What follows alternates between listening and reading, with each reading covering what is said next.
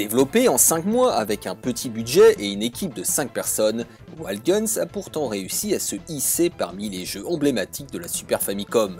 Après Ninja Warrior Seigen, Natsume nous pondait cette fois un gallery shooter à l'atmosphère steampunk, inspiré de l'antique Cabal et plus précisément de sa suite, Blood Brothers.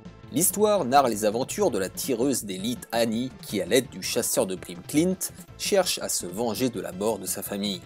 Testé dans les magazines lors de sa sortie japonaise, Wild Guns avait reçu un accueil poli.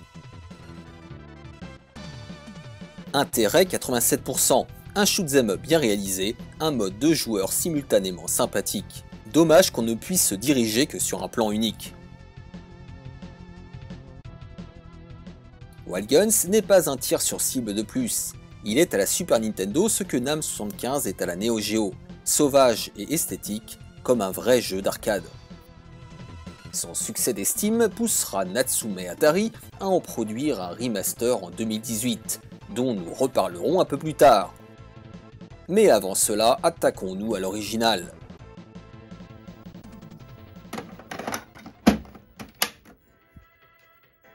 Wild Guns accueille le joueur au travers d'un menu déclinant deux modes principaux, Story et Versus, ainsi que des options dont le contenu ne mérite pas d'être explicité. Sorti quelques mois après Ninja Warrior Seigen, Wild Guns n'atteint certes pas la noblesse de ce dernier, mais n'en reste pas moins un beau jeu. Qu'il s'agisse du soin apporté au design des personnages, du niveau de détail des environnements ou des compositions chromatiques, le studio nous régale une nouvelle fois par sa maîtrise du pixel art. L'orientation steampunk du titre se manifeste particulièrement dans la représentation de certains boss, en décalage avec son ambiance western. Regardez ce boss que l'on croirait tout droit tiré d'un Contra, ou celui-ci de R-Type. Même si ce mélange des genres ne plaira pas à tout le monde, on ne peut pas nier l'originalité de l'univers de Wild Guns et la qualité de sa conception. Le seul défaut que l'on peut formuler tient à la relative vacuité des décors qui, à quelques exceptions près, sont peu garnis et animés. Les graphismes de Wild Guns reçoivent un 8 sur 10. Si les environnements sont pour la plupart statiques, ils ont la particularité d'être constitués de nombreux éléments destructibles, chose plutôt rare sur 16 bits. À titre d'exemple, ce bar, où la quasi-totalité du mobilier se démantibule sous vos tirs. Autre point notable, l'animation soignée de nos deux héros, Clint et plus particulièrement Annie, qui semble avoir concentré l'attention des graphistes jusqu'au moindre détail. Malgré leur taille, les boss sont là aussi dotés d'une large palette de frames, donnant à l'ensemble l'aspect d'un dessin animé en pixels. Certes, quelques ralentissements viendront parfois perturber l'action, mais c'est dérisoire. Je donne un 8 sur 10 à l'animation. Si les musiques sont sans surprise typées western, ils en offrent une interprétation moderne, en adéquation avec l'orientation action du titre.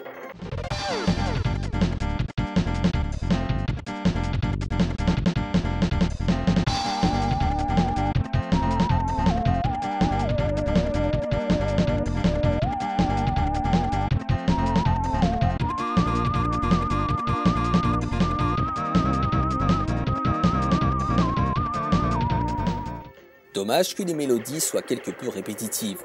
Bon point, les fusillades sont agrémentées d'un tas de petits bruitages d'impact, de rebonds ou autres intonations de balles qui crédibilisent les fusillades. En revanche, le son des tirs aurait gagné à être plus puissant et les impacts plus percutants. Ce point pesant indirectement sur le fun du titre. La bande son reçoit un 7 sur 10. Malgré son identité console, Wild Guns s'inscrit dans la lignée des gallery shooters popularisés par Cabal, Dynamite Dukes ou encore NAM 75 en revendiquant une orientation 100% arcade. L'apport de Natsume à un genre plutôt simple, voire simpliste, a été de l'enrichir de nouvelles mécaniques, mais surtout de le rendre plus souple et dynamique que ses aînés.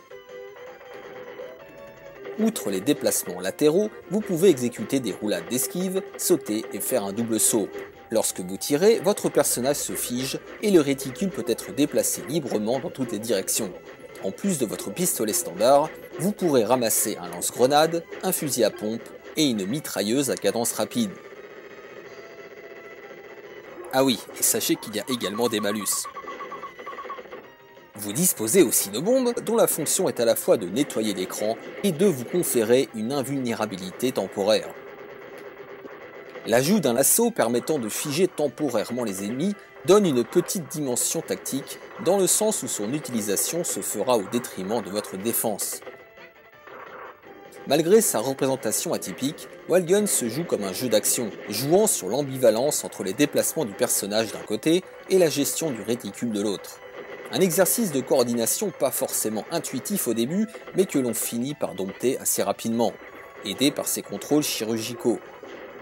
Cela dit, les trop rares phases d'invincibilité, durant lesquelles nos héros déversent des tombereaux de balles, nous donnent une idée de ce qu'aurait pu être Wild Guns.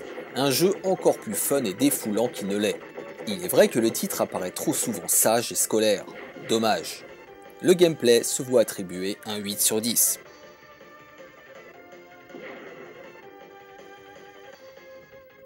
Une fois le premier niveau terminé, un écran de sélection vous offre la possibilité de choisir entre 4 stages composés de 3 phases timées, dont un combat de boss. C'est au terme de ces 5 niveaux que vous accéderez au stage final. Entre temps, le jeu vous invite à participer à 2 stages bonus dont l'importance n'est pas accessoire. L'absence de points de vie et la rudesse de certains passages étant compensées par la largesse avec laquelle on obtient des vies au travers des points. Un mode coop enrichi d'actions supplémentaires vient naturellement rehausser la durée de vie en lui conférant une bonne rejouabilité. On ne rechigne jamais à sortir Wild Guns lors d'une soirée entre amis. Enfin, pour ceux qui en ont encore. Et pourquoi pas vous affronter dans le mode versus, au cours duquel vous devrez récolter le plus de points possible.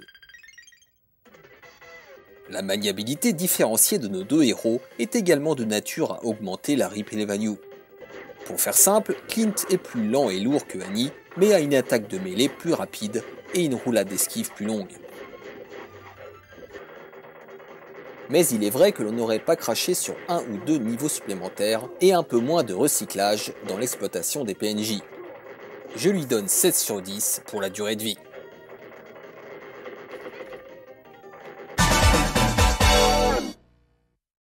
Versus.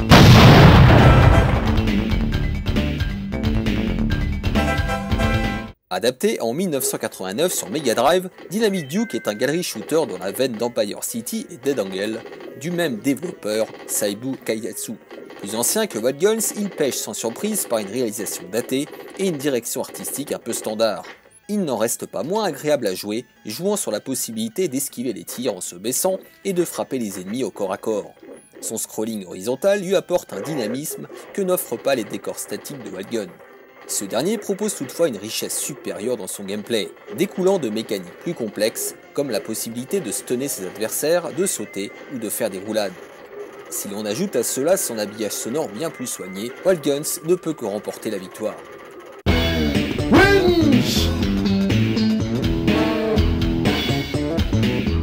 Malgré sa réalisation léchée, le contenu de Wild Guns trahit son manque d'ambition.